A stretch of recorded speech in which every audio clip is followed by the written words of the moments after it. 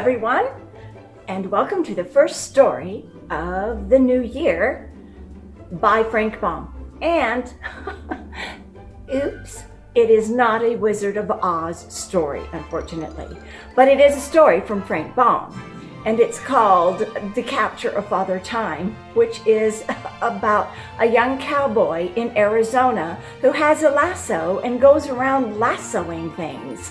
And we can kind of guess what he lassos, don't you think?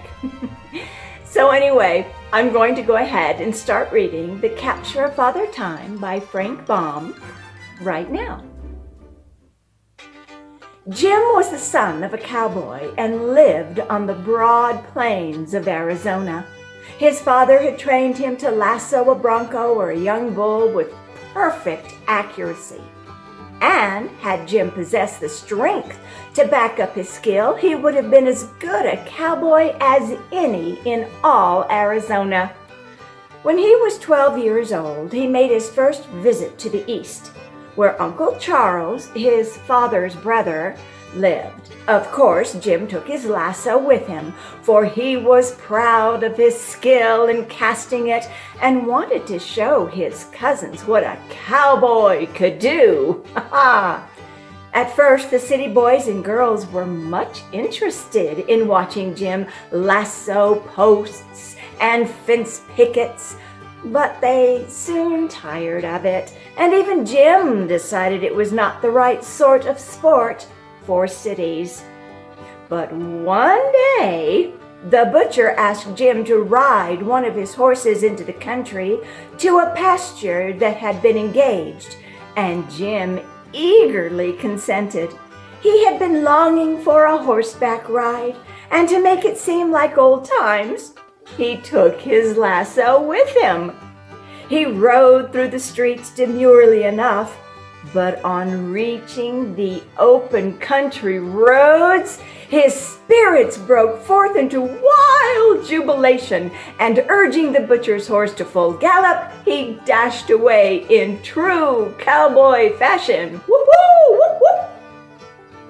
Then he wanted still more liberty, and letting down the bars that led into the big field, he began riding over the meadow and throwing his lasso at imaginary cattle while he yelled and whooped to his heart's content. Suddenly, on making a long cast with his lasso, the loop caught upon something and rested about 3 feet from the ground, while the rope drew taut and nearly pulled Jim from his horse. This was unexpected. More than that, it was wonderful, for the field seemed bare of even a stump.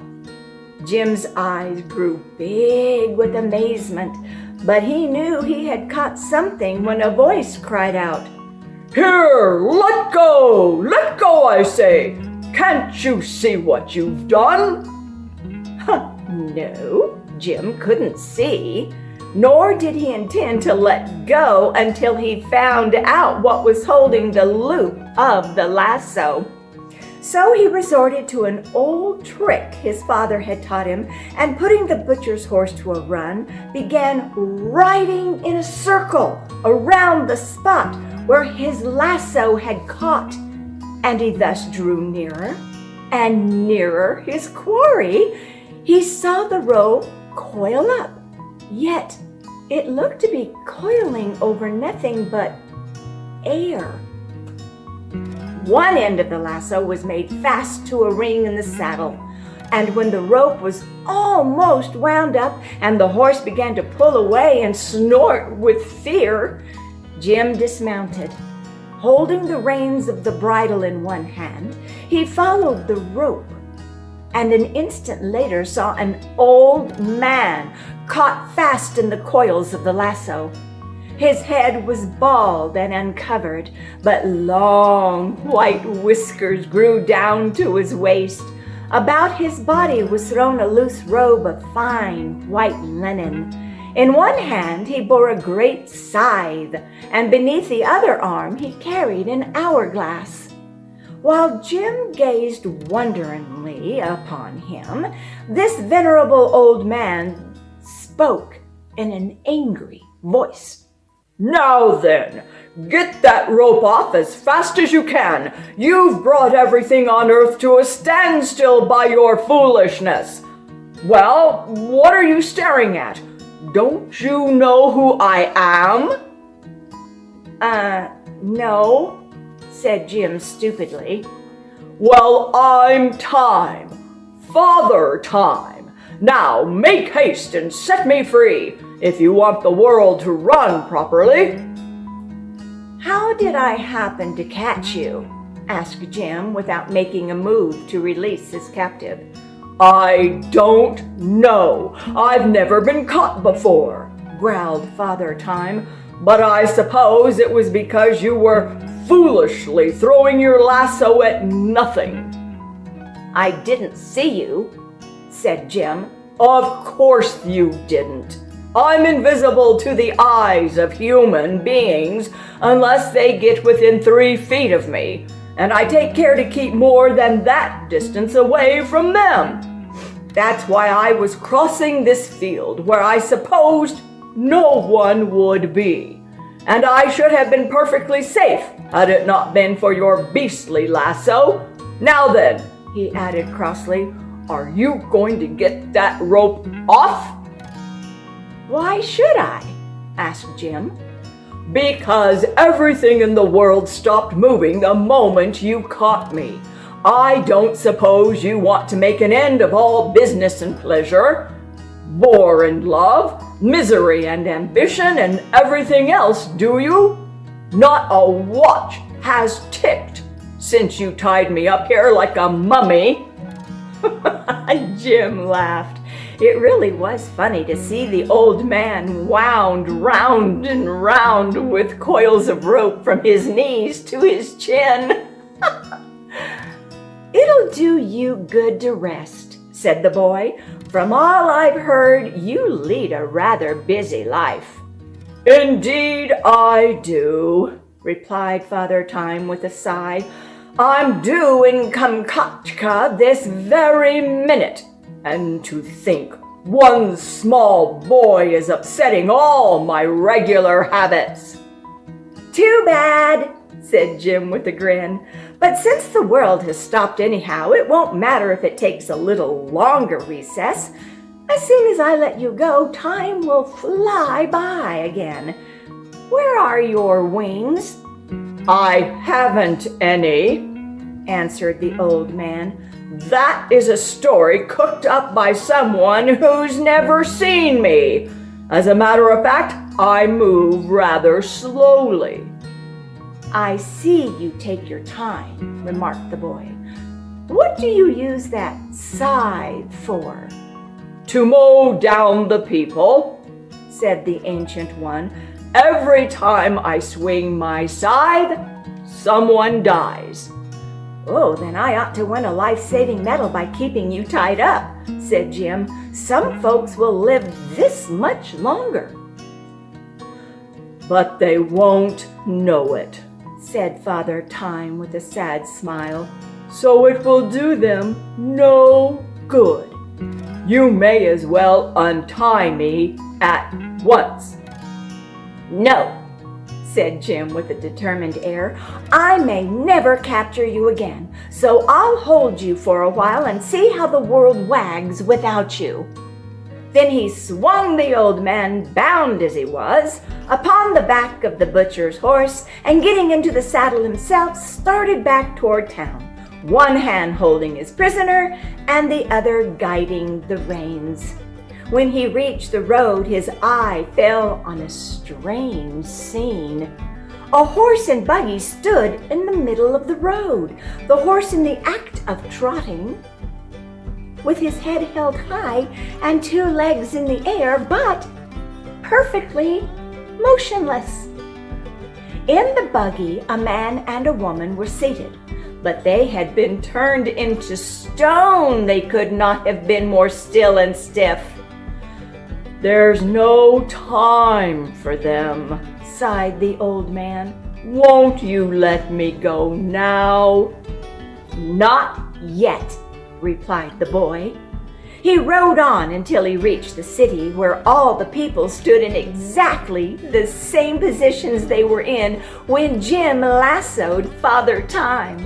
Stopping in front of a big dry goods store, the boy hitched his horse and went in. The clerks were measuring out goods and showing patterns to the rows of customers in front of them, but everyone seemed suddenly to have become a statue. There was something very unpleasant upon this scene, and a cold shiver began to run up and down Jim's back, so he hurried out again. On the edge of the sidewalk sat a poor, crippled beggar, holding out his hat, and beside him stood a prosperous-looking gentleman who was about to drop a penny into the beggar's hat. Jim knew this gentleman to be very rich, but rather stingy, so he ventured to run his hand into the man's pocket and take out his purse, in which was a $20 gold piece. This glittering coin he put in the gentleman's fingers instead of the penny, and then restored the purse to the rich man's pocket. "That donation will surprise him when he comes to life," thought the boy. He mounted the horse again and rode up the street. As he passed the shop of his friend, the butcher, he noticed several pieces of meat hanging outside. "I'm afraid that meat will spoil," he remarked. "It takes time for meat to spoil," answered the old man. This struck Jim as being strange, but true. "It seems time meddles with everything," said Jim. "Yes, you've made a prisoner of the most important personage in the world," groaned the old man, "and you haven't enough sense to let him go again." Jim did not reply, and soon they came to his uncle's house, where he again dismounted. The street was filled with teams and people, but all were motionless. His two little cousins were just coming out the gate on their way to school with their books and slates underneath their arms, so Jim had to jump over the fence to avoid knocking them down. In the front room sat his aunt, reading her Bible. She was just turning a page when time stopped. In the dining room was his uncle, finishing his luncheon. His mouth was open and his fork poised just before it, while his eyes were fixed upon the newspaper folded beside him. Jim helped himself to his uncle's pie, and while he ate it, he walked out to his prisoner. "There's one thing I don't understand," said Jim. "What's that?" asked Father Time. "Why is it that I'm able to move around while everyone else is frozen up?" "That is because I'm your prisoner," answered the other. "You can do anything you wish with time now, but unless you are careful, you'll do something you'll be sorry for." Jim threw the crust of his pie at the bird that was suspended in the air, where it had been flying when time stopped. "Anyway, I'm living longer than anyone else," he laughed. "No one will ever be able to catch up with me again." "Each life has its allotted span," said the old man. "When you have lived your proper time, my scythe will mow you down." "I forgot your scythe," said Jim thoughtfully.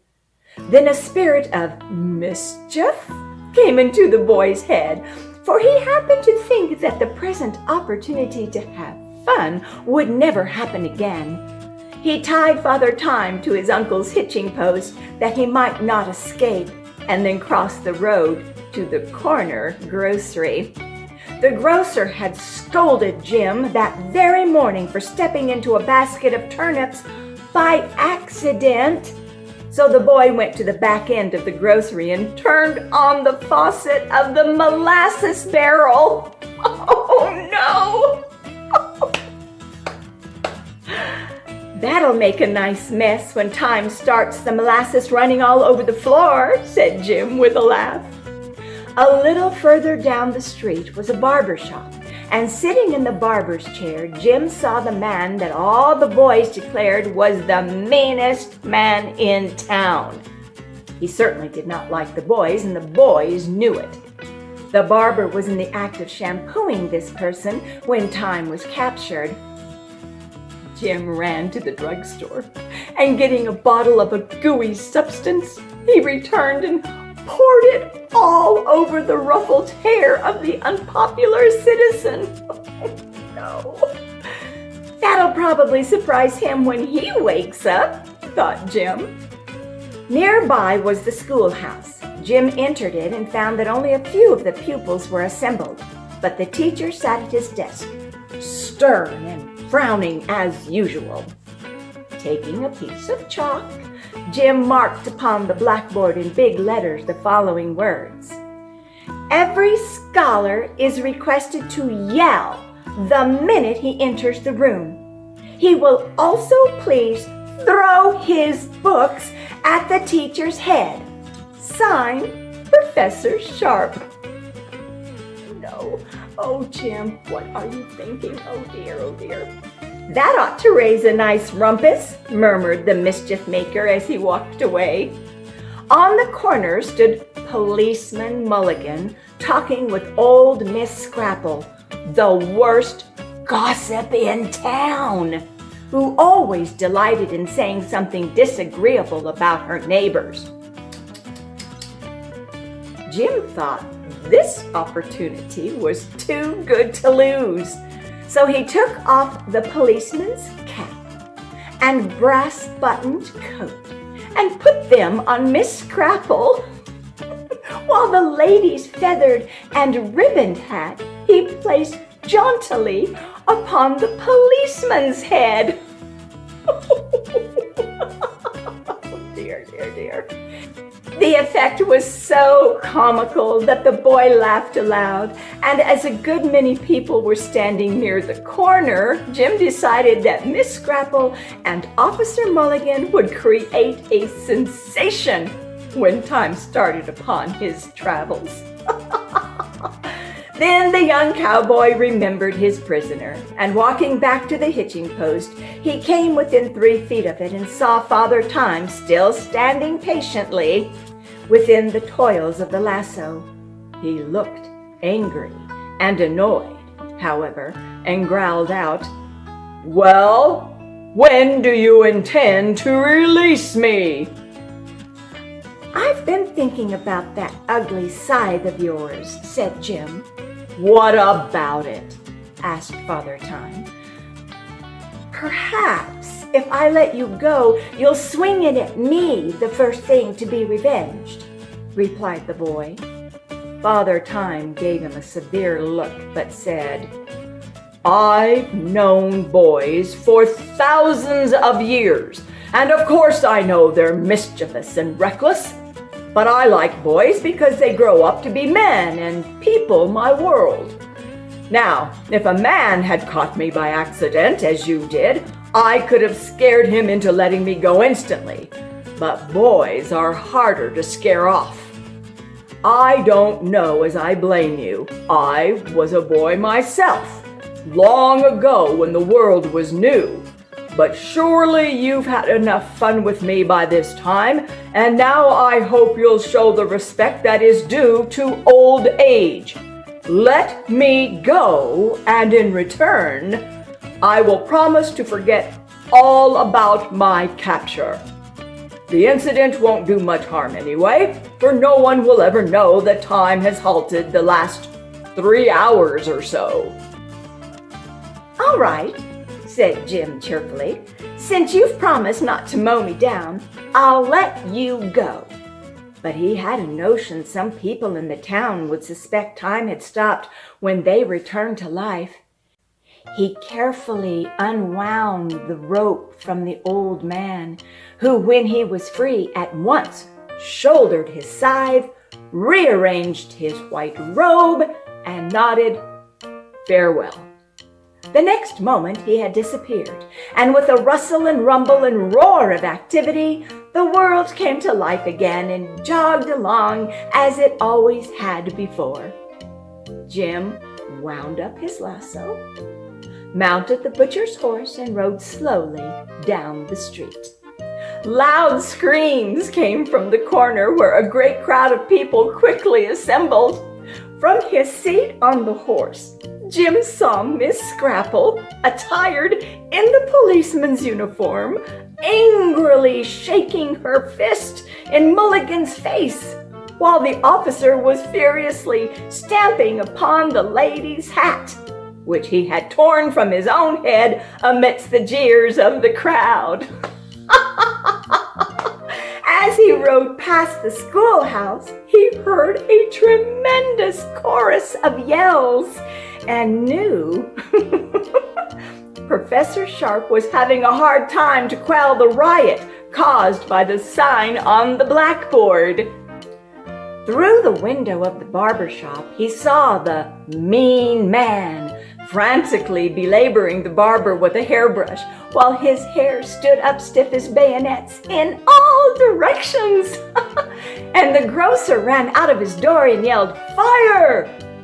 I'm not sure why he yelled fire, while his shoes left a track of molasses wherever he stepped.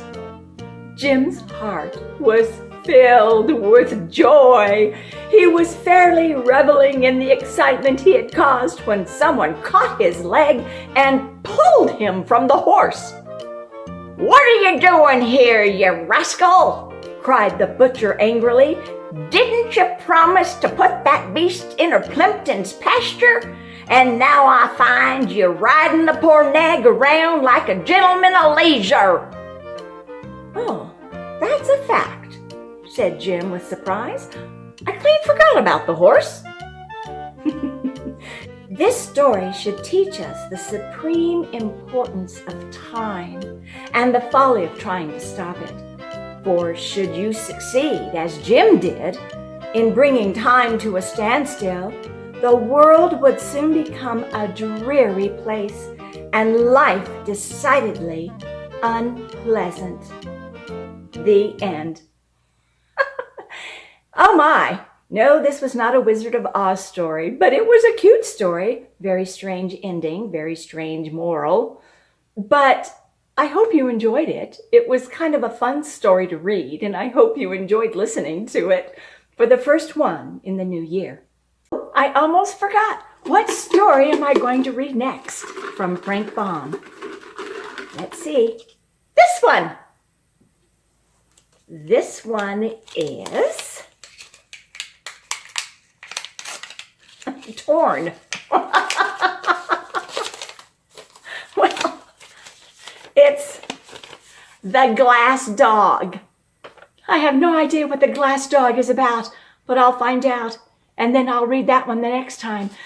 So until we meet again, I bid you good day, and when time comes, use it for good, not mischief.